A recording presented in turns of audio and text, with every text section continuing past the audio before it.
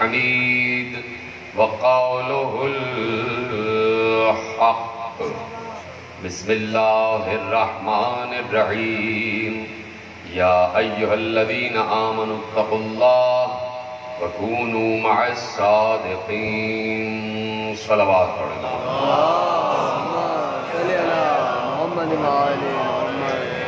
1442 ہجری کے عشرہ ماہ اذا کی آپ حضرات مرکزی امام بارگاہ دھوبی گھاٹ فیصل آباد میں آج دوسری تقریر سماعت فرما رہے ہیں اور ہمارا عنوان 12 صادقین ہے۔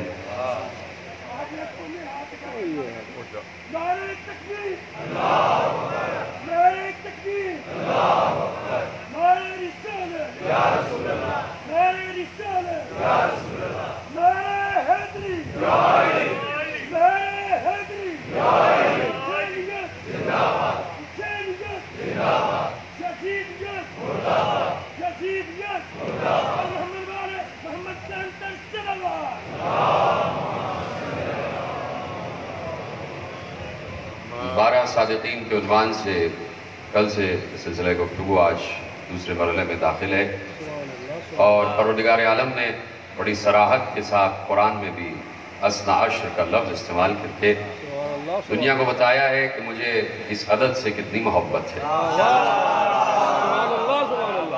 نہیں تو اللہ چاہتا جب اس نے قسم کھائی ہے کہ بس سماء ذات البروج، مجھے برجوں والے آسمان کی قسم، تو اللہ نے آسمان میں 12 بروج ہی رکھے ہیں۔ گویا اس نے اس آسمان کی قسم کھائی ہے جس میں 12 بروج ہیں۔ تو پیغمبر سے جب پوچھا گیا کہ یہ کون سا آسمان ہے، یہ کون سے 12 بروج ہیں، پیغمبر نے کہا آسمان میں اور 12 میرے خلیفہ۔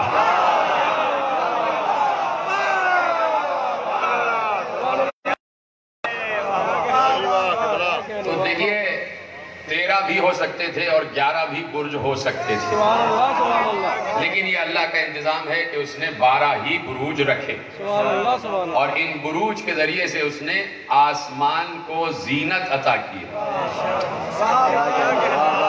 جب میں کہہ چکا کہ آسمان سے مراد محمد ہیں تو آپ کو کیا پریشانی ہو رہی ہے؟ اور میں نے نہیں کہا، یہ خود رسول نے کہا ہے کہ سما سے مراد میں ہوں۔ تو ان بروج سے اللہ نے آسمان کو زینت عطا کی ہوئی ہے۔ انسان کا دل لگا ہوا ہے اس دنیا میں ان 12 کی وجہ سے۔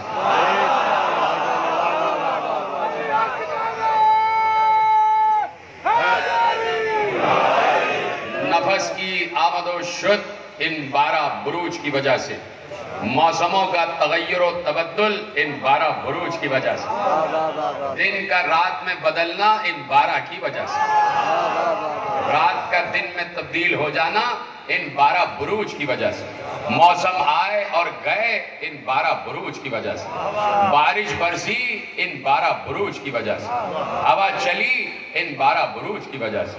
جو علم فلکیات جانتے ہیں، جو ایسٹرونومی سے شغف رکھتے ہیں، وہ میری بات سمجھ رہے ہیں کہ یقیناً یہ آسمان جب تغیر و تبدل کی منزل پر آتا ہے، جب ستارے اپنی چال بدلتے ہیں تو موسموں کی چال بھی بدل جاتی ہے۔ میرے عزیزو، ایوان حکومت کے کرتا دھرتا افراد کو بھی بتا دیا جائے، نہ معلوم ستارے کس وقت چال بدل لیں اور نہ معلوم کس کا تختہ کب الٹ جائے۔ یہ دنیا کو جو چلا رہے ہیں، یہ دنیا کو جو چلانے کے دعوے دار ہیں، یہ پوری کائنات کو اور اس پورے کرۂ ارض کو، اس دنیا کو چلانے کے جو دعوے دار ہیں، ان سے محو گفتگو ہوں کہ یہ 12 بروج جب اپنے محور میں حرکت کرتے ہوئے اپنی جگہ تبدیل کرتے ہیں تو بہت سے لوگوں کی جگہ تبدیل ہو جاتی ہے۔ یہ دنیا پر حکمرانی کے خواب دیکھنے والے حکمران جو اپنے آپ کو سپر پاور کہہ رہے ہیں، ان کو یہ بتانے کی ضرورت ہے کہ سپر پاور اللہ، یہ امریکہ کے پریزیڈنٹ کو بتانے کی ضرورت ہے کہ سپر پاور اللہ ہے۔ وہ جب چاہے تناب کھینچ لے اور کوئی بھی صاحب مملکت جو بیٹھا ہو وہ منہ کے بل زمین پر آ گرے۔ توجہ فرما رہے ہیں آپ؟ تو اللہ کہہ رہا ہے وَالسَّمَاءِ ذَاتِ الْبُرُوجِ، مجھے بروج والے آسمان کی قسم، اور پیغمبر نے اس کی تشریح کر دی۔ تو اب جب تشریح رسول کر دیں تو اس سے ہٹ کر تو کوئی تفسیر نہیں ہوگی، اس لیے کہ جس کے قلب سلیم پر قرآن نازل ہوا ہے، قرآن صرف آیت بن کے نازل نہیں ہوا، تفسیر و تعویل کے ساتھ نازل ہوا۔ قرآن پیغمبر پر صرف آیتوں کی صورت میں نہیں بلکہ تفسیر و تعویل کی صورت میں نازل ہوا ہے۔ علی جب گئے ہیں اپنے حجرے میں تو یہ کہتے ہوئے گئے ہیں اس وقت تک دوش پر ابا نہیں ڈالوں گا جب تک قرآن جمع کر کے نہ لے آؤں، اس لیے کہ رسول نے مجھے ہی بتایا ہے کون سی آیت کہاں نازل ہوئی، کس پر نازل ہوئی، کس کے لیے نازل ہوئی، شان نزول کیا ہے، وجہ تسمیہ کیا ہے، پہاڑ پر نازل ہوئی یا ذرات پر نازل ہوئی، آسمان کے ذرات پر نازل ہوئی، بادلوں پر نازل ہوئی، کس کے قلب پر نازل ہوئی، ملائکہ کے لیے ہے یا فرشتوں کے لیے ہے، انسانوں کے لیے ہے یا مومنوں کے لیے ہے، منافقوں کے لیے ہے یا کافروں کے لیے ہے۔ علی نے کہا پیغمبر نے مجھے قرآن کی آیت کی ایک ایک تفسیر بتائی ہے، تو جیسے رسول آیات کی تفسیر جانتے ہیں ویسے ہی علی بھی آیات کی تفسیر جانتے ہیں۔ ایک بار 12 صادقین میرا عنوان، اور میں اب گفتگو کو آگے بڑھا رہا ہوں۔ ایک بار آیت آئی سورہ عنکبوت میں، اللہ نے ارشاد فرمایا وَمَا يَجْحَدُوا بِآيَاتِنَا إِلَّا الْكَافِرُونَ، ہماری آیات کا سوائے کافروں کے کوئی انکار نہیں کرتا۔ سلامت رہے، گفتگو شروع ہے۔ سمجھ گئے آپ؟ قرآن ہی سے سمجھ گئے؟ خدا کا شکر ہے کہ آپ کے ہاتھ بلند ہوئے تو مجھے بڑی آسانی ہو جائے گی آگے بڑھنے میں۔ قرآن نے سورہ عنکبوت میں ارشاد فرمایا وَمَا يَجْحَدُوا بِآيَاتِنَا إِلَّا الْكَافِرُونَ، ہماری آیات کا وہی انکار کرتے ہیں جو کافر ہوں۔ ہماری آیات کا وہی انکار کرتے ہیں جو کافر ہوں۔ یہاں لفظ آیات نے بتایا کہ ایک آیت کی بات نہیں، اور آیات بھی ہیں۔ اللہ کہہ رہا ہے کہ ہماری آیات کا سوائے کافروں کے کوئی انکار نہیں کرتا۔ کافر کا مطلب ہی انکار کرنے والا۔ ذرا رکا میں نے جملہ، پاکستان کے اس بھولے بھالے عوام کو بتایا جائے جو مولویوں کے کہے میں آ کر جو مولوی چاہتا ہے کہہ دیتے ہیں، عوام کو بتایا جائے کہ کافر کا مطلب ہوتا ہے انکار کرنا، انکار کرنے والا۔ کفر کہتے ہیں انکار کرنے کو، کافر کہتے ہیں انکار کرنے والے کو۔ اگر آج مولوی کسی مسلک کو کافر بتا رہا ہے تو کم از کم بھولے بھالے عوام ان کافروں سے پوچھے تو کہ تم کس چیز کا انکار کر رہے ہو جس کی وجہ سے تمہیں یہ کافر کہہ رہے ہیں؟ تو ہم کہیں گے ہم لا الہ کہہ رہے ہیں، ہم بتوں کا انکار کر رہے ہیں۔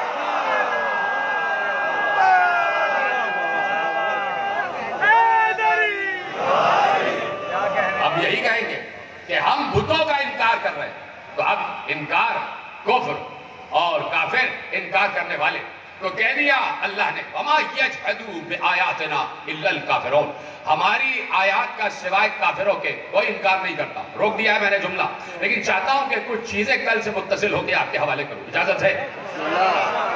کل میں نے گفتگو کی اور آپ کے سماعتوں میں وہ گفتگو نقش ہے، یقیناً آپ نے وہ گفتگو محفوظ بھی کی ہوئی ہے اور یاد بھی کی ہوئی ہے کہ جہاں اللہ کے رسول نے اور علماء اہل سنت نے اللہ کے رسول کی احادیث کو محفوظ کیا۔ اور میں نے کل یہاں تک گفتگو کامل کی کہ ملا متقی ہندی نے کنز العمال میں بڑی صراحت کے ساتھ رسول کی حدیث کو محفوظ کر دیا کہ پیغمبر نے کہا کہ سیکون الائمۃ من بعدی اثنا عشر اولہم علی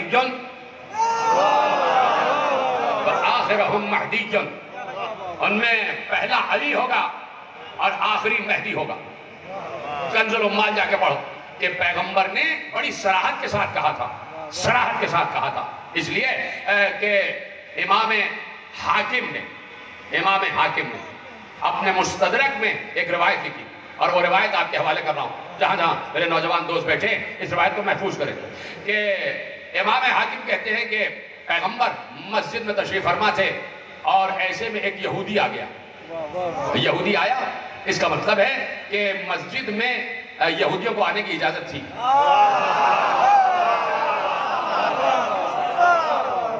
لیکن جب تک نبی ہے یا کوئی صاحب امر ہے، اس لیے کہ نبی صاحب شریعت ہے، اس کو یہ اختیار ہے کہ چاہے تو کسی کو مسجد میں آنے دے، چاہے پابندی لگا دے۔ عام مسلمانوں کے لیے اجازت نہیں ہے، یہ نبی ہے، اجازت دے دے گا تو اجازت مل جائے گی۔ لیکن یہاں پر کسی عام مسلم کو اجازت نہیں ہے کہ وہ حرم خدا میں کسی مشرک کو بلا لے، جملہ تو محفوظ کیا کرے۔ عام کسی مولوی کو، ملا کو، مفتی کو اجازت نہیں ہے کہ وہ کسی بھی مشرک کو، کسی بھی کافر کو، کسی بھی نجس انسان کو اللہ کے پاک گھر میں بلائے۔ یہ صاحب شریعت، بانی شریعت کو اجازت ہوتی ہے، یہ نبی کا اور رسول کا اختیار ہوتا ہے من جانب اللہ کہ وہ جسے چاہے بلائے، جسے چاہے ہٹائے۔ بلانے پہ آئے تو یہودی کو بلا لے، جی ہے، سلامت رہے گا۔ توجہ فرمائی آپ نے، امام حاکم نے لکھا، یہودی آیا اور ختمی مرتبت سے گفتگو شروع کی اور اس نے کہا کہ ہر نبی کے اوصیاء اور وصی ہوتے ہیں، آپ کا بھی کوئی وصی ہے؟ آپ کا بھی کوئی وصی ہے؟ مستدرک سے روایت آپ کے حوالے، یہودی پوچھ رہا ہے کہ ہر نبی کا وصی ہوتا ہے، کہ آپ کا بھی کوئی وصی ہے؟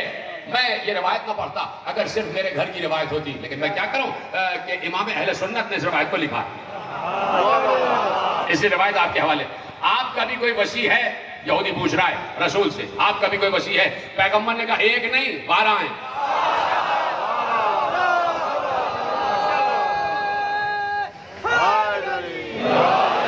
کہا ایک نہیں 12 ہیں۔ اس نے کہا نام بتائیے۔ پیغمبر نے کہا پہلا علی۔ امام حاکم لکھ رہے ہیں پہلا علی، کہا پھر حسن، کہا پھر حسین، کہا پھر زین العابدین، کہا پھر محمد باقر، کہا پھر جعفر صادق، کہا پھر موسی کاظم، کہا پھر علی رضا، کہا پھر محمد تقی، کہا پھر علی نقی، کہا پھر حسن عسکری، کہا پھر مہدی۔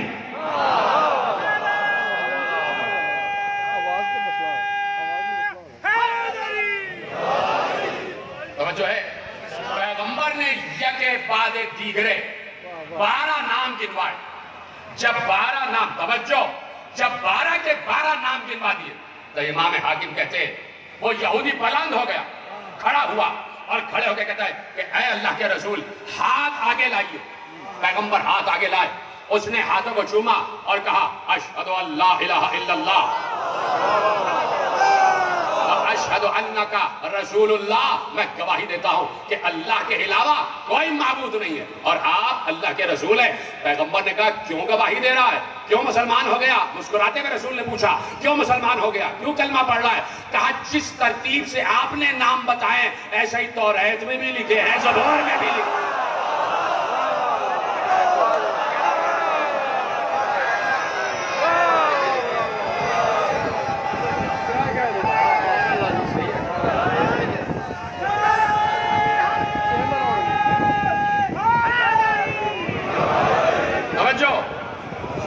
اب جملہ میں اپنے نوجوان دوستوں کی خدمت میں عرض کرنا چاہتا ہوں اور وہ جملہ محفوظ کر لیں کہ یہ کیسے ہو سکتا ہے کہ خاتم النبیین، مسلمان جس کی رسالت کا کلمہ پڑھ رہے ہیں اور مسلمان جس سے نسبت پر فخر کر رہے ہیں، اس نبی نے یہودیوں کو تو بتا دیا کہ میرے 12 کے نام کیا ہوں گے۔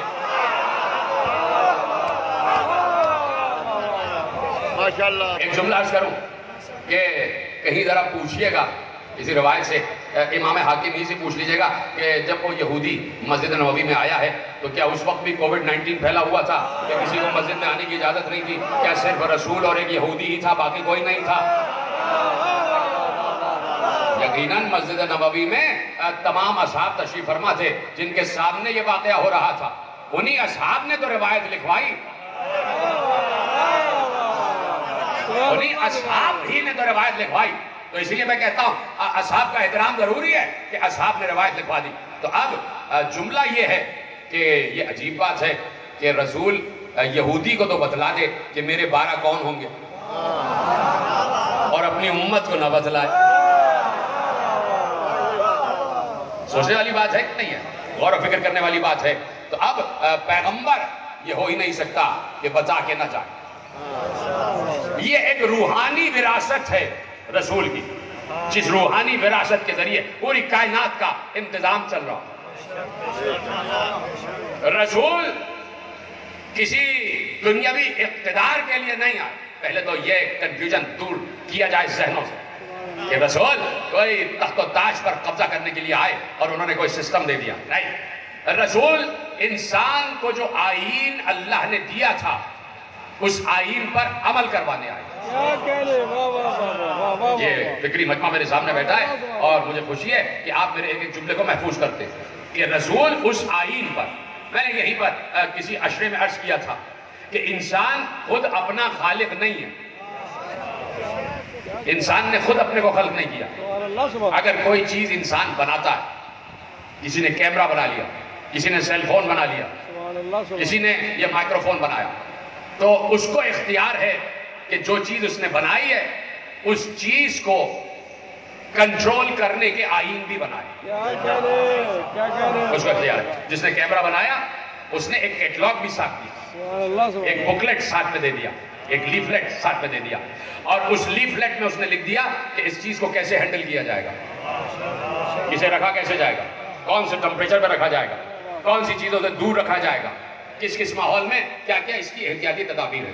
تو اب جس نے تخلیق کی ہے، جس نے انوینشن کی ہے، اس کو یہ حق ہے کہ وہ اس کے متعلق آئین ترتیب دے. انسان خود اپنا خالق نہیں ہے، اس لیے انسان کو یہ اجازت بھی نہیں ہے کہ وہ خود یہ طے کرے کہ اسے زندگی کیسے گزارنا ہے. جیتے رہے آپ، سلامت رہے. یہ فیصلہ باد والوں کا خاصہ ہے کہ میرے فکری جملوں کو بھی آپ ایسے سمجھتے ہیں کہ جیسے کوئی بات معمولی سی ہو رہی ہے. خدا کا شکر ہے کہ آپ تک یہ جملے پہنچتے ہیں. انسان اپنا خالق نہیں ہے تو اسے یہ اجازت بھی نہیں ہے کہ وہ خود اپنی زندگی گزارنے کے آئین اور اصول طے کرے. جو خالق ہے وہی بتائے گا، جو خالق ہے وہی بتائے گا. تو اللہ خالق ہے انسانوں کا، تو اللہ بتائے گا کہ زندگی کیسے گزاری جائے. جو ہو گیا اللہ نے خلق کیا تو اللہ ہی بتائے گا کہ سر سے لے کر پاؤں تک میں تمہارا خالق ہوں. مجھے پتا ہے میں نے کون کون سے اجزاء ملائے ہیں تو تم بنے ہو. تم سمجھے کہ صرف آگ، ہوا، پانی، مٹی، یہ 4 ایلیمنٹس ہیں، یہ 4 عناصر ہیں جن سے ملا کے میں نے تمہیں بنایا. علی نے کہا اے انسان ذرا اپنے آپ پر غور تو کر. تو اپنے آپ کو عالم اصغر سمجھتا ہے جبکہ تیرے اندر عالم اکبر چھپا ہوا ہے. جی آپ سلامت رہے. جبکہ تیرے اندر ایک عالم اکبر چھپا ہوا ہے. تو انسان کوئی معمولی تخلیق نہیں ہے، اللہ کی براہ راست تخلیق ہے، اور اس تخلیق پر اللہ نے فخر کیا. تبارک اللہ احسن الخالقین. بابرکت ہے وہ اللہ جو خلق کرنے والوں میں سب سے بہترین خلق کرنے والا ہے. اسی آیت نے بتایا اللہ کے علاوہ بھی کچھ خلق کرنے والے ہیں.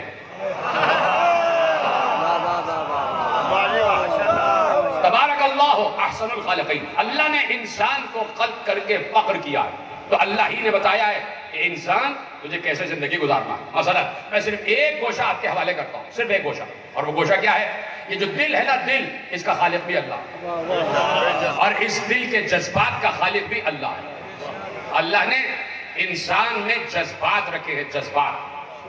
یہ خالق جذبات بھی اللہ ہے اور خود جذبات نہیں رکھتا. اس کے بعد جذبات نہیں ہیں. جذبات کیا ہوتے ہیں؟ آپ کے جذبے کو ٹھیس پہنچی، آپ کو تکلیف پہنچی، آپ کے چہرے سے ظاہر ہو گیا. آپ کو کسی نے خوش کر دیا، آپ کے چہرے پہ بحالی آ گئی. آپ کے چہرے کو دیکھ کر میں نے کہا آج کچھ مزمحل نظر آ رہے ہیں.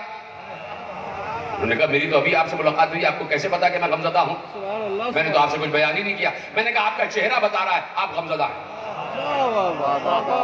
پھر دوسرے دن ملا، میں نے کہا آج تو آپ بڑے خوش ہیں. انہوں نے کہا آپ کو کیسے پتا لگا میں خوش ہوں؟ اس لیے کہ میں نے جو مجھے خوشی حاصل ہوئی ہے میں نے آپ کو اب تک بتایا ہی نہیں. میں نے کہا بھائی آپ کے چہرے سے معلوم ہو رہا ہے کہ آپ خوش ہیں. صحیح مجمع بیٹھا ہے، یعنی چہرہ بتاتا ہے کہ کب کون خوش ہے اور کب کون ناراض ہے. کیسے پتا چلے کہ اللہ کب خوش ہے اور کب ناراض ہے؟ وہ تو ہمیں دکھائی ہی نہیں دیتا. جب دکھائی نہیں دیتا تو اس کا چہرہ ہی نہیں ہے. جب چہرہ نہیں ہے تو کیسے پتا چلے کہ اب خوش ہے اب ناراض ہے؟ تو بندوں کی یہ تکلیف بھی اللہ نے رفع کر دی. کہا کہ مجھے نہ ڈھونڈنا، پردے کھسکانا نہ شروع کر دینا کہ مجھے دیکھنا ہے کہ اللہ اس وقت خوش ہے یا ناراض ہے. میں نے ایک چہرے کو اپنا چہرہ کہا ہے، وہ خوش ہو جائے تو میں خوش.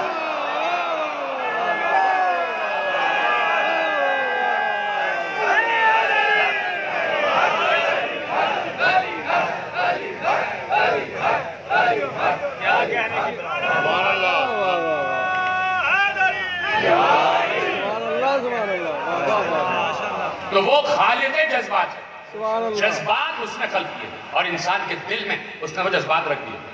محبت ایک جذبہ ہے جس کا خالق اللہ، نفرت ایک جذبہ ہے جس کا خالق اللہ۔ چپ ہو گیا۔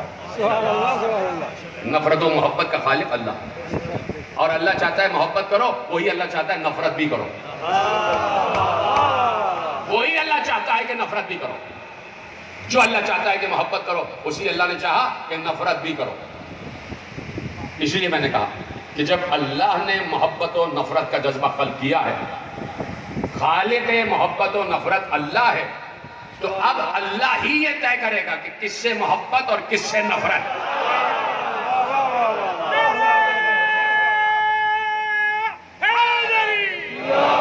وہ تو طے نہیں کرو گے تم، انسان کو اجازت نہیں ہے کہ وہ طے کرے کہ کس سے محبت کرنا ہے اور کس سے نفرت۔ اللہ نے کہا ہم نے بنایا ہے، ہم بتائیں گے کس سے محبت اور ہم بتائیں گے کس سے نفرت۔ ہم اس طرح بتائیں گے کہ ہم نے اپنے دین کے پہلے کلمے میں ہی نفرت و محبت رکھ دی، بلکہ ہم نے تو نفرت پہلے رکھی ہے، محبت بعد میں رکھی ہے۔ نفرت پہلے، محبت بعد میں، اس لیے کہ کلمے میں لا پہلے ہے، لا پہلے ہے، اللہ بعد میں ہے۔ کہ پہلے بتوں سے نفرت، پھر اللہ سے محبت۔ یعنی اگر کسی سے محبت کے دعوے دار ہو تو اس وقت تک تمہاری محبت کا دعویٰ قابل قبول نہیں ہوگا جب تک اس کے دشمنوں سے نفرت نہ کر رہے ہو۔ پتہ نہیں میری بات سمجھی گئی کہ نہیں سمجھی گئی؟ جب تک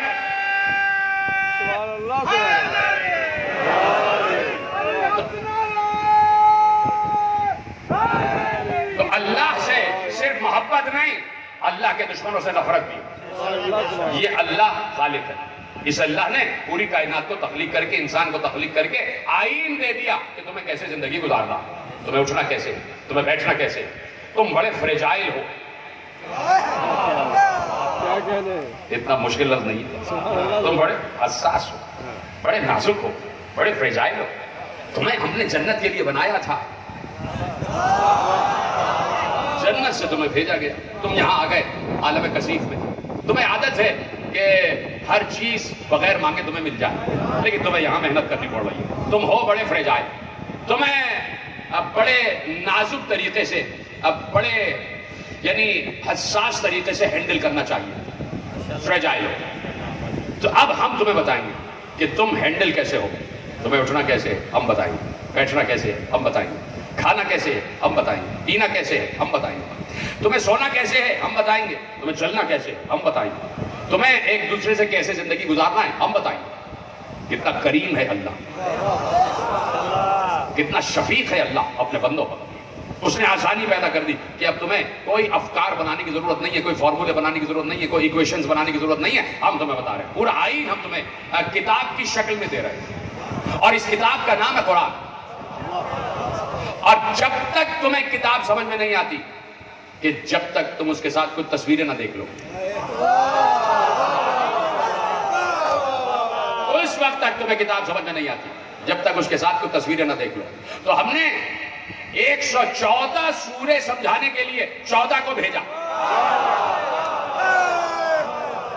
14 کو بھیجا۔ یہ تصویریں ہیں، یہ تمہیں پڑھ کے بتائیں گے اور کر کے بتائیں گے۔ یہ جیسے عمل انجام دے تم ویسے ویسے عمل انجام دیتے رہنا، ٹھیک ہے؟ اس لیے انبیاء کو بھیجا، کسی دنیاوی اقتدار کے لیے نہیں بھیجا۔ اس لیے میں نے زحمت کی تھی 5 منٹ آپ کے لیے تاکہ بات سمجھ میں آ جائے۔ کسی دنیاوی اقتدار کے لیے نہیں، کسی لکڑی کے تخت پر بیٹھنے کے لیے نہیں، کسی چند روزہ اقتدار کے لیے نہیں۔ انبیاء آئے تو انسانوں کی روح کی صفائی کے لیے آئے۔ اسی طرح رسول جب آئے ہیں تو رسول قیامت تک کے لیے رسول ہے۔ تو اب آئین قیامت تک کے لیے رسول والا چلے گا۔ تو اب جو رسول کہے اس پر عمل کرو، اور جس چیز سے رسول روک دے اس سے رک جاؤ۔ یہی تو اسلام ہے۔ دیکھیں کل اسلام یہی ہے، کل اسلام یہی ہے کہ جو رسول دے وہ لے لو، اور جس چیز سے رسول روکے رک جاؤ۔ اس کے علاوہ تو کوئی اسلام نہیں۔ کیوں حسن صادق صاحب؟ اسلام یہی ہے کہ جس چیز سے رسول روکے رک جاؤ، اور جو دے دے وہ لے لو۔ تیسری مرتبہ جملہ کہا ہے، 3 مرتبہ تو حجت تمام ہو جاتی ہے، پھر چوتھے کی باری آتی ہے، اور 3 جملوں کے بعد یہ صادق صاحب آئے ہیں، اور میرا موضوع بھی 12 صادقین ہے۔ تو صادق آتا ہی چوتھی منزل پر ہے۔ میں ان کی بات کر رہا ہوں، آپ کہاں گئے مجھے نہیں معلوم، توجہ فرما رہے ہیں آپ؟ تو میں نے 3 مرتبہ جملہ کہا کہ جو رسول جس چیز سے روکے رک جاؤ، جو دے وہ لے لو۔ تو اب جس چیز سے رسول روکے انسان اس سے نہ روکے تو کافر ہوگا یا نہیں؟ پہلے سب اقرار کرو، کافر ہوگا یا نہیں؟ اور جو رسول دے وہ نہ لے ایسا بھی کافر ہوگا نا؟ اب بہت سی چیزوں سے روکا تھا، اس کی فہرست الگ ہے۔ میں تو ایک بات جانتا ہوں کہ رسول غدیر میں کچھ دے رہا تھا۔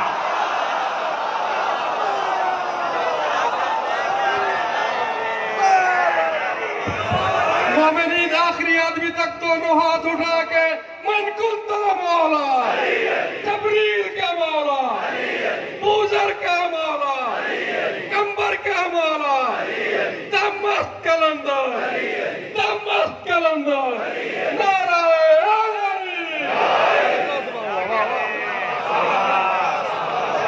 تو کل اسلام کا اصول جو رسول دے وہ لے لو، جس چیز سے روکے رک جاؤ۔ اب جو رسول دے لیے جاؤ، لیے جاؤ، لیے جاؤ۔ پھر میں مستدرک سے ایک روایت اور آپ کے حوالے کرتا ہوں۔ مستدرک استدراک کو کہتے ہیں کہ جہاں جہاں سے صحیح روایتیں مل رہی ہیں وہ انہوں نے جمع کی۔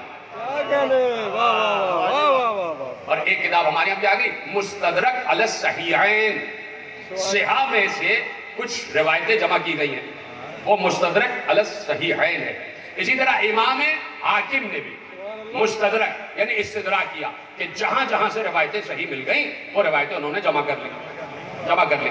تو اب ایک روایت انہوں نے اور لکھی، یہ مجھے پڑھنی نہیں روایت، لیکن میں صرف اس چیز کو سمجھانا چاہتا ہوں مستدرک کو، تاکہ بات سمجھ میں آ جائے کہ امام حاکم لکھتے ہیں کہ پیغمبر جا رہے تھے اور ساتھ میں علی تھے، جاتے جاتے پیغمبر رکے اور رونے لگے، گریہ کیا، علی دیکھ رہے ہیں یا رسول اللہ آپ رو رہے ہیں؟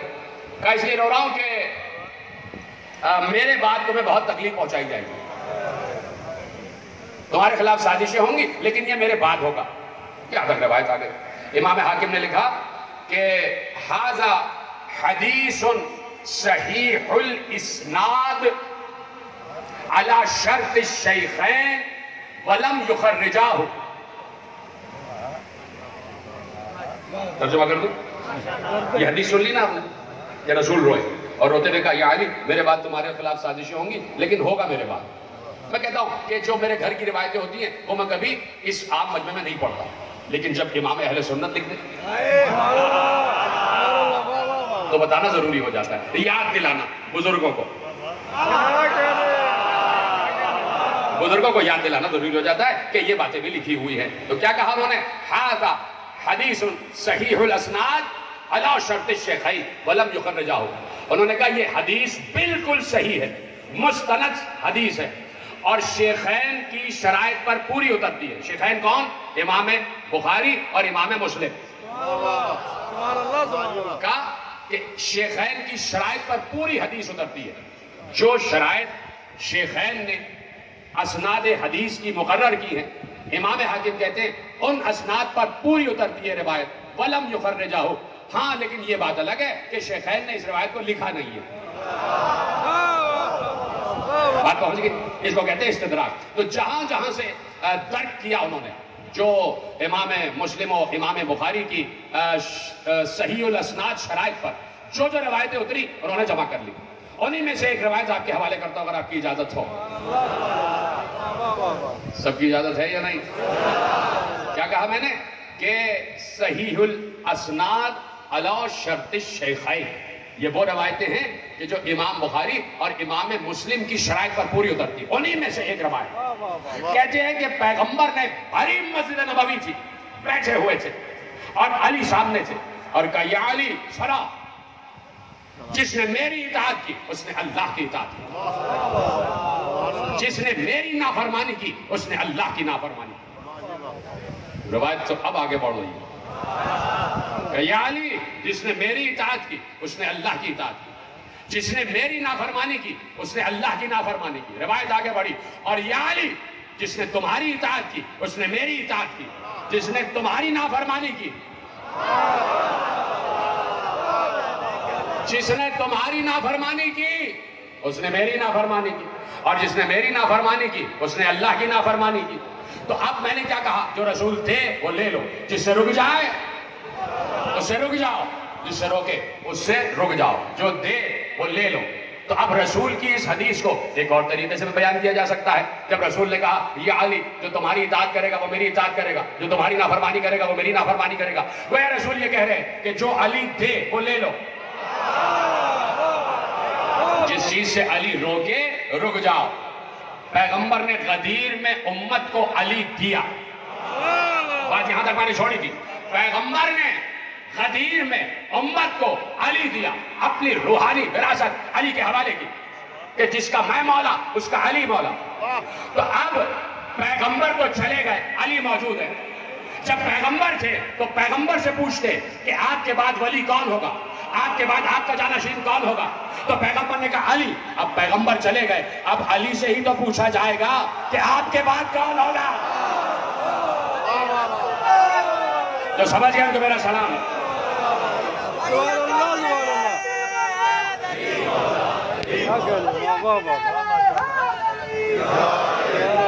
کسے تو سلامتی کے لیے بابا سے بلند تر سلامات۔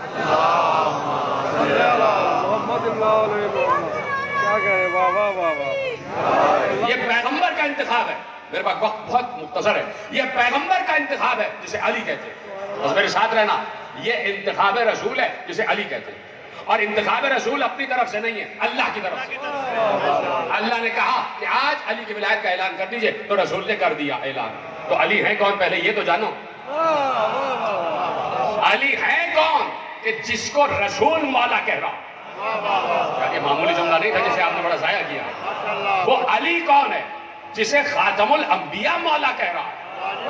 وہ علی کون ہے جسے وہ مولا کہہ رہا ہے جو اللہ کے فوراً بعد ہے، جسے محبوب خدا مولا کہہ رہا ہے؟ وہ علی کون ہے؟ اس علی کو پڑھنے کی ضرورت ہے، اور اس علی کے 12 بیٹوں 11 بیٹوں کو پڑھنے کی ضرورت ہے۔ میں ہاتھ جوڑ کر سادات ہوتے ہوئے، سید ہوتے ہوئے، زین العابدین کی اولاد ہوتے ہوئے ہاتھ جوڑ کر امت سے کہنا چاہتا ہوں کہ شیعہ دشمنی میں 12 ائمہ کو نہ چھوڑنا۔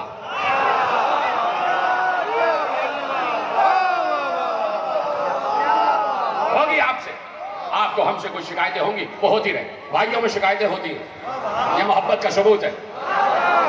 لیکن ایسا نہ ہو کہ آپ ہم سے شکایت میں کہیں اہل بیت کو نہ چھوڑ دیں۔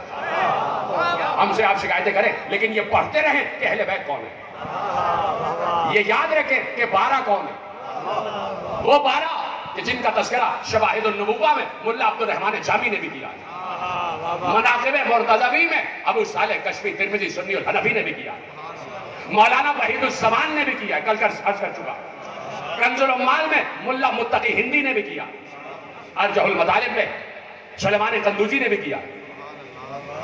دیکھ رہے ہیں آپ کہ سب نے ان 12 کا تذکرہ کیا۔ تو اب ان 12 کو پڑھو کہ ان کی صفات کیا ہے، ان کا اختیار کیا ہے، کیوں رسول نے ان 12 کا تذکرہ کیا، کیوں رسول کہہ رہے ہیں جس کا میں مولا اس کا علی مولا، جس کا میں مولا اس کا علی مولا۔ قرآن کی آیت اذا زلزلت الارض زلزالها واخرجت الارض اثقالها وقال الانسان ما لها، آیت کا تیور تو دیکھیں، وقال الانسان ما لها یومئذ تحدث اخبارها بان ربک اوحی لها، جب زمین زلزلے میں ہوگی اپنے سارے خزانے اگل دے گی، انسان اس سے پوچھے گا تجھے کیا ہو گیا۔ کس کی بات ہو رہی؟ زمین کی۔ آیت ہی سے سمجھ لیا کرو، بعض اوقات آیت کا تیور ہی بتا دیتا ہے کہ کس تیور کی بات ہو رہی ہے۔ جب زمین زلزلے میں آئے اپنے خزانے اگل دے گی، انسان اس سے پوچھے گا تجھے کیا ہو گیا۔ یومئذ تحدث اخبارها، اس دن وہ اپنی ساری خبریں بتائے گی۔ بِأَنَّ رَبَّكَ أَوْحَىٰ لَهَا، جو اس پر اس کے رب نے وحی کی ہے کہ اپنی خبریں بتا.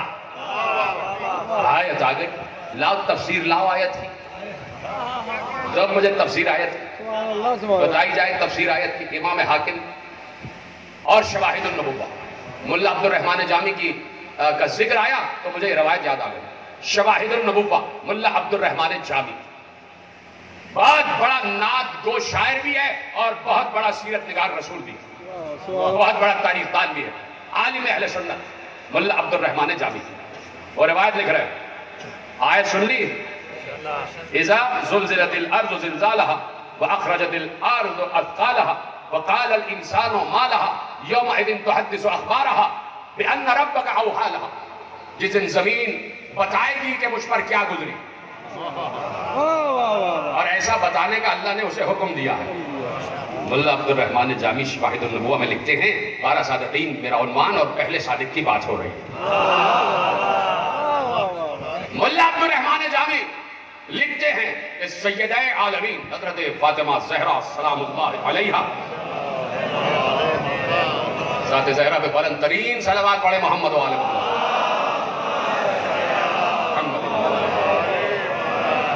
کہا کہ بی بی ارشاد فرماتی ہے، ملا عبد الرحمن جامی عالم اہل سنت کہہ رہے ہیں کہ رسول کی بیٹی کہتی ہیں کہ شب عروسی جب ہو گئی اور صبح کو دختر رسول اپنے بابا کے پاس آئی اور کہتی ہے کل میں نے رات ایک عجیب منظر دیکھا. کہا بیٹی کیا دیکھا؟ کہا میں نے دیکھا علی زمین سے باتیں کر رہے ہیں اور زمین علی سے باتیں کر رہی ہے.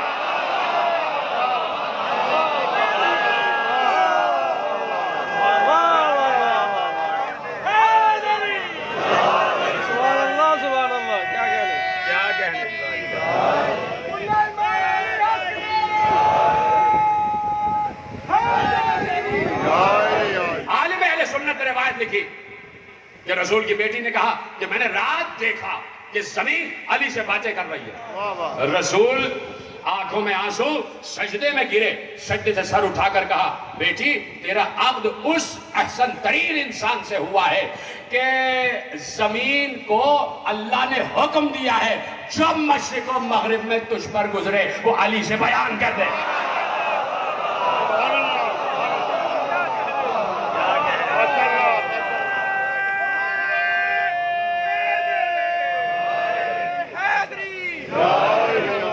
جب مشرق و مغرب میں تجھ پر گزرے وہ علی سے بیان کر. نہ پڑھتا میں روایت اگر امام اہل سنت نے لکھا ہوتا. کبھی کبھی ان جملوں پر بھی بول دیا کرے آپ. لکھ دیا کہ زمین علی سے باتیں کرتی ہے. یہ علی ہی سے کیوں باتیں کرتی ہے؟ ایک لفظ کہہ دوں آپ سمجھ جائیں گے، اس لیے کہ زمین تراب ہے اور بیٹی پر جو گزرتی ہے وہ اپنے باپ ہی سے کہتی ہے. تراب پر جو گزرے وہ ابو تراب سے کہے، وہ ابو تراب سے کہے. 12 صادقین رسول نے اعلان کر دیا اور صراحت کے ساتھ کہا پہلا علی آخری مہدی. کس لیے؟ یہ تو کہہ رہا ہوں کہ وہ علی ہے کون جس کا انتخاب رسول جیسا منتخب کر رہا ہے. رسول جیسا منتخب جس علی کا انتخاب کر رہا ہے وہ علی کون ہے؟ علی وہ ہے جس نے 13 رجب کو رسول کی زبان چوسی. 13 رجب اس دنیا میں آئے، پہلی غذائے علی دہن رسالت، لعاب دہن رسالت، پہلی غذائے علی. اور وہ دن اور آخری دن علی سوائے علم کے کچھ نہیں بولے، سوائے علم کے کچھ نہیں بولے. یہ لعاب دہن رسول کا اثر تھا کہ علی جب بولے علم بولے. علی نے جب بات کی توریت و زبور و انجیل و قرآن سے بات کی، اور یہ لعاب دہن رسول کا اثر تھا جو علی کی زبان تک آیا. بتاؤ کیا اثر آیا؟ اجازت ہے بتاؤ؟ یہ لعاب دہن رسول کا اثر. تم تو سمجھ رہے تھے کہ سلونی ہی لعاب دہن رسول کا اثر ہے، لیکن لعاب دہن رسول کا اثر کہاں کہاں تک گیا اور علی کو کیا کیا اختیار اور اقتدار عطا کیا. کسی نے علی مسند قضا پر بیٹھے تھے اور کسی نے کہا کہ علی آپ امت کے ساتھ انصاف نہیں کرتے. کیا گستاخیاں ہیں! یہ گستاخیاں صرف آج نہیں ہیں، ان گستاخیوں کا بھی ایک شجرہ ہے. توجہ ہے، ایک تاریخ ہے. یا علی آپ امت کے ساتھ انصاف نہیں کرتے، لوگوں کے ساتھ انصاف نہیں کرتے. وجہ اللہ پر جلال آیا، اللہ کے چہرے پر جلال آیا، جلال کے عالم میں کہا، آخری آدمی تک دائیں بائیں آگے پیچھے علی کا جملہ ہے، میرا نہیں ہے۔ اب میں دیکھنا چاہتا ہوں کون علی کے جملے کو کیسے محفوظ کرتا ہے، یہ علی ہے۔ جلال کے عالم میں کہا، جیسے اس نے کہا کہ آپ امت کے ساتھ انصاف نہیں کرتے، علی نے کہا دور ہو جائے کتے۔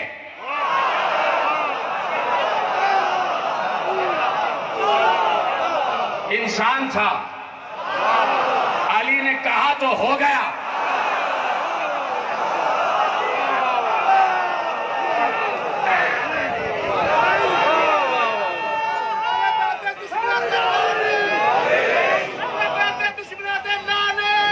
روایت میں لکھا کہ جیسے ہی علی نے کہا دور ہو جا، قومو یا کلب، دور ہو جا اے کتے، لکھا یہ ہے کہ وہ کتوں کی طرح بھونکنے لگا، علی کی طرف دیکھ کے بھونکنے لگا۔ تو آج تک یہ جملہ محفوظ کر لینا، جو علی پر اعتراض کرے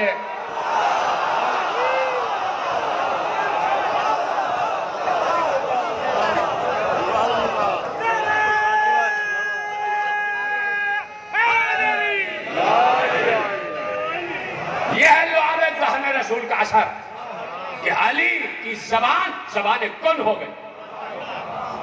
جملہ آپ نے محفوظ نہیں کیا، یہ لعاب دہن رسول کا اثر ہے کہ جو علی نے کہا وہ ہو گیا۔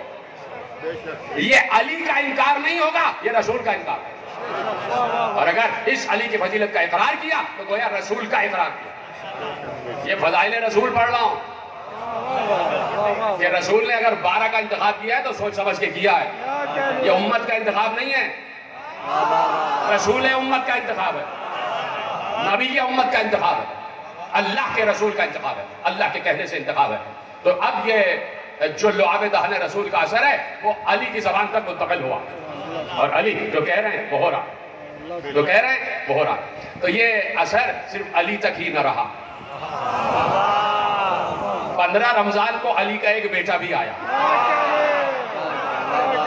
علی کا ایک بیٹا آیا اور آغوش سیدہ میں آیا، اور رسول نے آ کے اللہ کے حکم سے اس کا نام حسن رکھا، کہ یہ حسن ہے، حسن۔ جملہ دے رہا ہوں، حسن نام نہیں ہے، صفت ہے۔ بھائی لغت عرب میں حسن اسم نہیں ہے، صفت ہے، اور یہ نام یہ صفت برسا برس سے لغت عرب میں موجود تھی۔ ابو جہل کے ذہن میں بھی تھا، ابو فلانے کے ذہن میں بھی تھا، کتنے لوگ تھے، سب کے ذہن میں تھا کہ حسن ایک صفت کا نام ہے، لیکن نام موجود تھا، صفت موجود تھی، کسی کی نگاہ وہاں تک نہیں، کسی کی نگاہ وہاں تک نہیں گئی، نام موجود ہے، یعنی نام موجود اور انسانوں کی نگاہوں سے غیب میں۔ چلیے ختم کر دیتا ہوں بات، اس کو کہتے ہیں غیب میں ہونا، موجود ہو نظر نہ آئے، نام موجود لیکن کوئی دیکھ نہیں پا رہا، تو حسن صفت ہے۔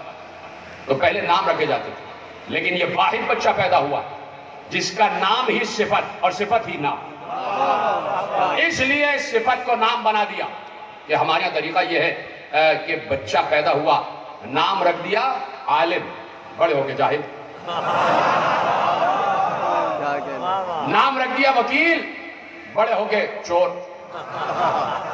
تو نام کا اثر ضروری نہیں ہے کہ ذات پر ہو، یہاں صفت کو نام بنا کر، حسن کے نام، صفت کو نام بنا کر بتایا کہ حسن جھولے میں بھی حسن ہے، بچپن میں بھی حسن ہے، جوانی میں بھی حسن ہے، زندگی کے ہر گوشے میں حسن ہے۔ مجھے تو صرف ایک جملہ کہنا ہے، 12 صادقین میرا عنوان ہے۔ تو یہ لعاب دہن رسول کا اثر صرف علی تک نہ رہا، بلکہ جہاں جہاں علی نے لعاب منتقل کیا وہ لعاب دہن رسول کا اثر گیا۔ ادھر علی نے کہا قوموا یا کلب، اے سگے زمانہ دور ہو جا، تو جو علی نے کہا وہ ہو گیا کہ نہیں ہو گیا؟ کیوں ہوا؟ اس لیے کہ رسول کے انتخاب پر اعتراض کیا، رسول کے انتخاب پر اعتراض کیا تو علی نے کہا دور ہو جائے کتے، تو جب علی نے کہا تو وہ کتا ہو گیا۔ کیوں؟ اس لیے کہ رسول کے انتخاب پر اعتراض کیا۔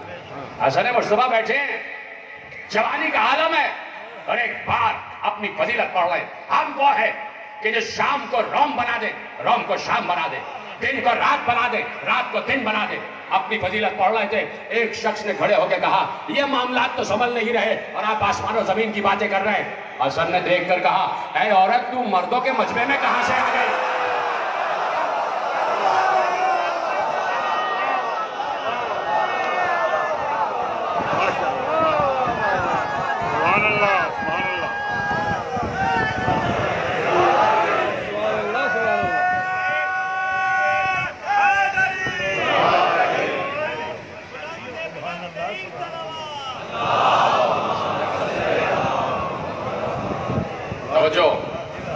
تو یہ لعاب دہن رسول کا اثر ہے۔ یہ ان کی فضیلت گویا رسول کی فضیلت پڑھی جا رہی ہے، اور کسی کی فضیلت نہیں ہے۔ تو اب اسی رسول نے کہا کہ حسن سر سے لے شکم تک مجھ سے مشابہ، اور سینے سے قدموں تک حسین مجھ سے مشابہ۔ قدموں کی بات گویا رسول نے بتا دیا کہ اگر حسن مجتبی کہیں کسی کو امان نامہ اپنے ہاتھوں سے لکھ کر دے تو وہ حسن کی تحریر نہیں، میری تحریر ہے۔ اور اگر حسین اپنے قدموں سے چلتے ہوئے کربلا چلے جائیں تو وہ حسین نہیں گئے، وہ میں گئے۔ تو آج 2 محرم کو حسین کربلا نہیں آئے، رسول کربلا آئے۔ پیغام رسول لے کے حسین کربلا میں داخل ہو گئے۔ آج 2 محرم حسین کربلا میں داخل ہوئے۔ جو مقام امام جعفر صادق ہے وہاں سے حسین کا داخلہ ہوا، اور جس جگہ آج چھوٹی سی نہر فرات اور وہاں پر مقام امام زمانہ ہے، وہ اس لیے مقام وہاں بنا ہے تاکہ یادگار ہو جائے کہ یہی وہ مقام ہے جہاں حسین کا گھوڑا چلتے چلتے رکا، جہاں گھوڑے نے آگے بڑھنے سے انکار کیا۔ اور وہی سیدھی سڑک شاہراہ سدرہ کہلاتی ہے، اور وہ باب السدرہ پہ تمام ہوتی ہے۔ باب السدرہ اس لیے کہا جاتا ہے کہ وہاں حسین کی قبر کے سرحانے ایک بیری کا درخت لگا ہوا تھا، جو پہچان تھی کہ بیری کے درخت کے نیچے جو قبر ہے وہ رسول کے نواسے کی قبر ہے۔ جا کے پڑھنا تاریخ میں کہ رسول نے اپنے دور میں کئی مرتبہ کہا، سمجھ جاؤ گے، حدیث رسول نے کئی مرتبہ کہا بیری کا درخت کاٹنے والے پہ لعنت۔ میں دیکھ رہا ہوں لوگ رو رہے ہیں، بیری کا درخت کاٹنے والے پہ لعنت۔ لوگ سمجھتے نہیں تھے کہ رسول کیا کہہ رہے ہیں۔ جب حسین کے قبر کے سرحانے جو بیری کا درخت لگا تھا، جب اسے متوکل نے کٹوا دیا تاکہ لوگ پہچان نہ سکے کہ حسین کی قبر کہاں ہے، تب معلوم ہوا کہ رسول نے کس پہ لعنت کی۔ وہ باب سدرہ، اور یہیں پر مقام امام زمانہ کہ جہاں حسین کا گھوڑا چلتے چلتے رکا۔ میرے ذہن میں اس وقت کربلا ہے، میرا دل کٹ رہا ہے، تڑپ رہا ہے، اور میرا دل کہہ رہا ہے کہ مولا کسی طرح مجھے کربلا بلا۔ دل تڑپ رہا ہے، یہ پورا برس گزر گیا، ہر سال کربلا جاتا ہوں، لیکن اس سال حسین کے روضے کی زیارت نہ ہوئی، تو سب مل کے کہو کہ سب کو زیارت ہو جائے۔ تو میں تو تصور کر رہا ہوں کہ میں مقام امام زمانہ پہ کھڑا ہوا ہوں، اور یہ وہی مقام ہے جہاں حسین کے گھوڑے نے آگے بڑھنے سے انکار کیا۔ حسین نے دوسرا گھوڑا، تیسرا گھوڑا، گھوڑے پہ گھوڑے، سواری پہ سواری بدلی، سواری آگے نہیں بڑھتی۔ ایک بار حسین اترے، اترنے کے بعد خاک کو اپنی مٹھی میں لیا، سونگا، سونگنے کے بعد ایک جملہ کہا جسے کلمہ استرجاع کہتے ہیں، انا للہ و انا الیہ راجعون۔ عباس قیامت تک ہمیں یہیں رہنا ہے، عباس یہی ہماری خیمہ گاہ، یہی ہماری قیام گاہ، قیامت تک ہماری قیام گاہ یہی ہے۔ حسین نے اعلان کر دیا کہ یہی وعدہ گاہ ہے۔ اب یہ بات ہو ہی رہی تھی کہ جبرائیل نازل ہو اور کہا اے اللہ کے رسول کے نواسے، اللہ نے تحفہ درود و سلام بھجوایا ہے اور کہا ہے کہ جس جگہ کا وعدہ تھا حسین وہ جگہ آ گئی، جس جگہ کا وعدہ تھا وہ جگہ آ گئی۔ حسین نے گردن جھکا کے کہا جبرائیل اللہ کو میری طرف سے سلام کہو، اس بندہ عاجز کا سلام، اور میری طرف سے پروردگار کو ادباً یہ پیغام پہنچاؤ کہ پروردگار حسین کہہ رہا ہے کہ وعدہ 10 محرم کا تھا، حسین 8 دن پہلے آ چکا ہے۔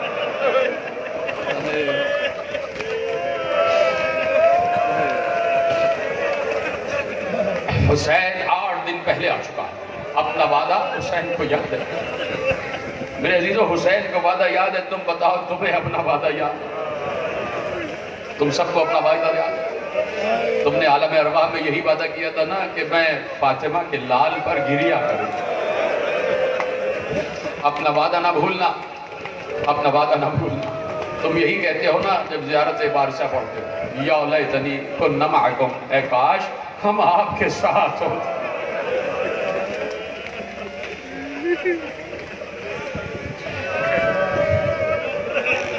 اے کاش ہم آپ کے ساتھ ہوتے تو اپنی جان فدا کر دیتے۔ تو جذبہ ہے نا تمہارے اندر جان فدا کرنے کا، تو چند قطرے آنسوؤں کے بہا کے بتاؤ کہ مولا یہ قیمتی ترین شے آپ کے حوالے، مولا جب آپ نے خون مانگا تو ہم خون بھی دے دیں گے۔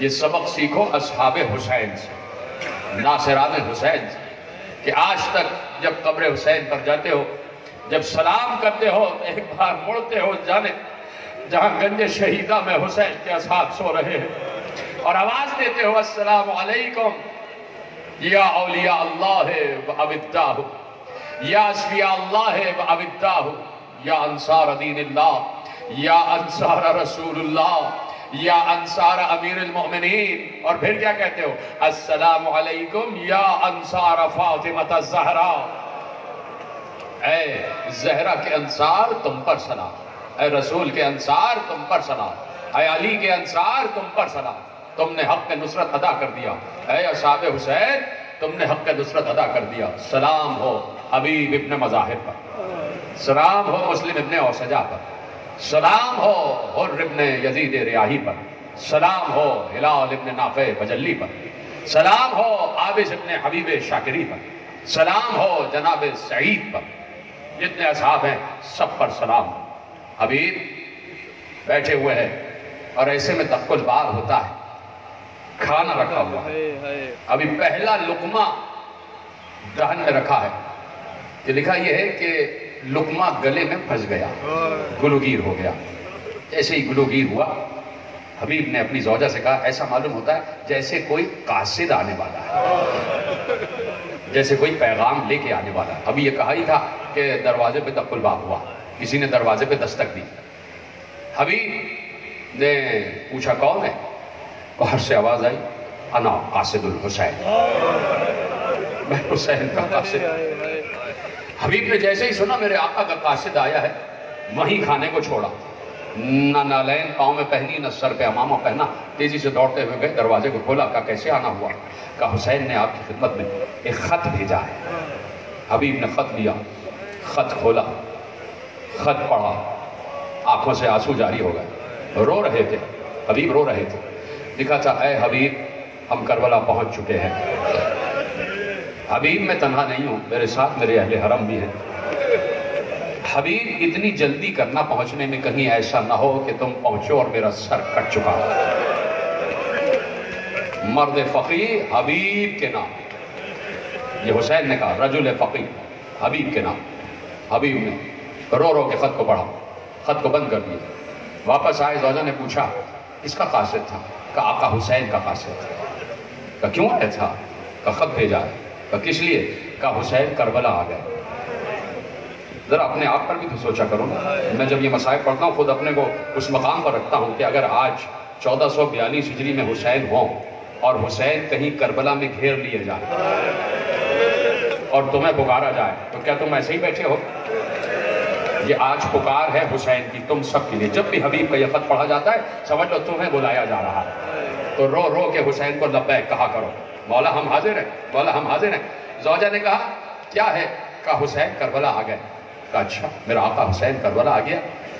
تو کہا کہ حسین تنہا نہیں ہے، حسین کی بہن زینب بھی ساتھ ہے، اور حسین نے مجھے بلایا، حسین کو چاروں طرف سے گھیرا گیا ہے۔ تو زوجہ نے کہا کہ والی پھر کیا ارادہ ہے؟ کہا میں سوچتا ہوں کہ جاؤں یا نہ جاؤں، چلا جاؤں گا تو تمہارا خیال کون رکھے گا، تمہاری دیکھ ریکھ کون کرے گا؟ زوجہ نے ایک بات سر کو پیٹا اور کہا اے حبیب فرزند رسول بلائے اور تم میرے بارے میں سوچو۔ اے حبیب میں مٹی پھانک کے جی لوں گی لیکن فاطمہ کے لال کی نصرت، بہت ضروری ہے. اجرکم علی اللہ. بس تمہاری آوازیں بلند ہو جائیں تو آخری جملہ کہنے جا رہا ہوں. اگر زحمت نہ ہو تو سینے پہ ہاتھ ضرور مار لینا, ماتم ضرور کر لینا. حسین کے اصحاب کا تذکرہ, کیسے نوجوان رو رہے ہیں, سر پیٹ پیٹ کر رو رہے ہیں. خدا ان کے جوانیوں کی حفاظت فرمائے, خدا ان ہاتھوں کو سلامت رکھے, تمہارے رزق میں اضافہ فرمائے, خدا تمہارے گھر کی تمام پریشانیوں کو رفع فرمائے. حسین کی بہن کے صدقے میں اب تمہاری آوازیں گریہ بلند ہو جائیں. ایک بار حبیب نے کہا, اے نیک وقت میں تو تیرا امتحان لے رہا تھا کہ کیا تیرے اندر بھی وہی جذبہ ہے, میرے بعد جی لے گی.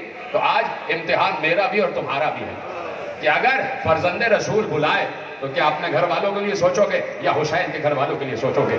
ایک بار حبیب نے کہا, میں نے تو اسی وقت فیصلہ کر لیا تھا کہ میں جا رہا ہوں. غلام سے کہا, جاؤ ذرا کچھ پرپیچ راستوں سے خاموشی سے میری سواری کے گھوڑے کو وہاں لے جا کے کھڑے کر دو کہ جہاں کھیت کھلیان ہے کوئی دکھائی نہ دے, وہاں میرا انتظار کرو, میں یہاں سے آ رہا ہوں.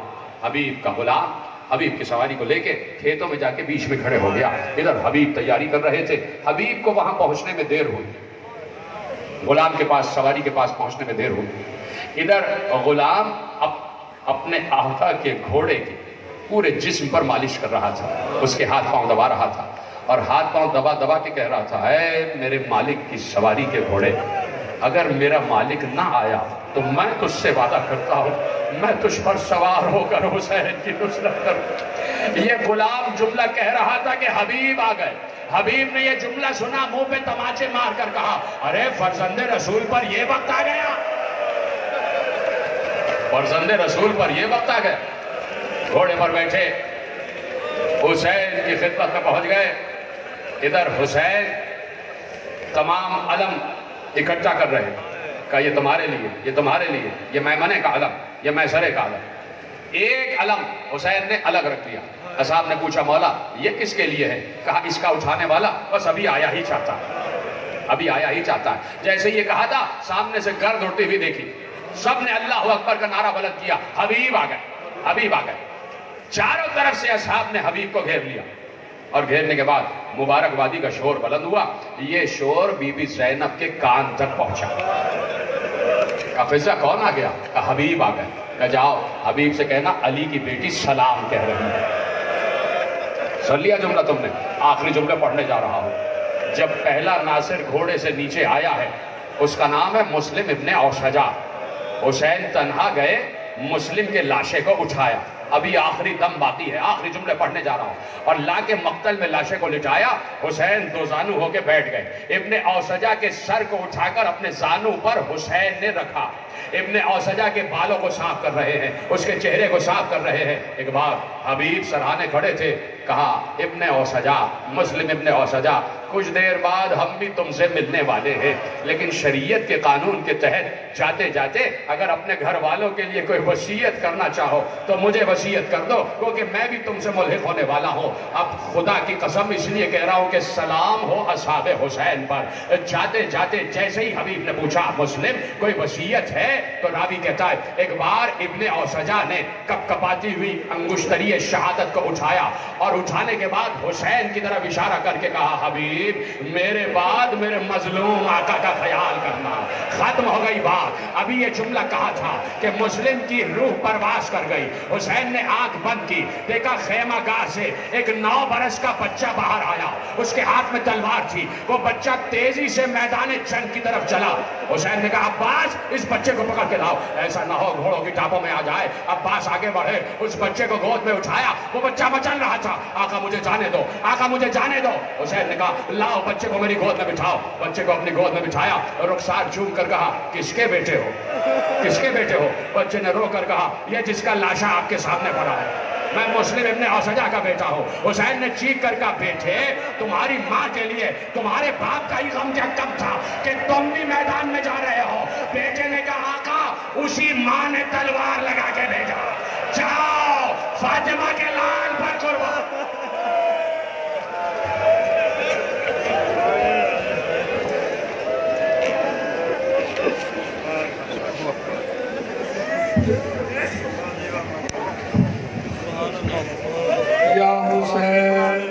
یا حسین, جناب حسن صادق صاحب لوگ نہیں کریں گے. یا حسین,